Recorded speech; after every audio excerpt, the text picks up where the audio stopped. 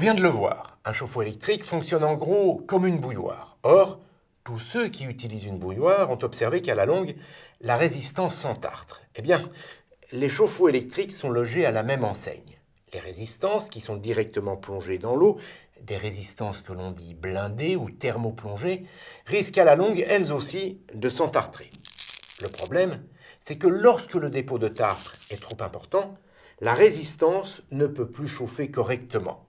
On risque alors de ne plus avoir d'eau chaude.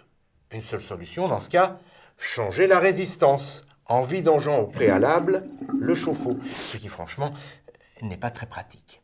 Pour éviter de telles situations, les ingénieurs ont développé la résistance stéatique, une résistance qui est protégée par un fourreau. De cette manière, la résistance n'est plus en contact direct avec l'eau. En plus, la surface d'échange du fourreau, qui est 2 fois plus grande que celle d'une résistance blindée, assure une meilleure répartition de la chaleur. Du coup, la température nécessaire pour chauffer l'eau n'est plus que de 85 degrés au lieu de 125. C'est mieux, car le tartre se forme plus facilement quand la température est plus élevée. Avec cette résistance, le dépôt de tartre est donc moins important, sans compter qu'en cas d'intervention, c'est plus simple. En effet, on peut retirer la résistance sans vidanger le chauffe-eau. Si on se résume, la résistance stéatite est donc incontestablement plus performante.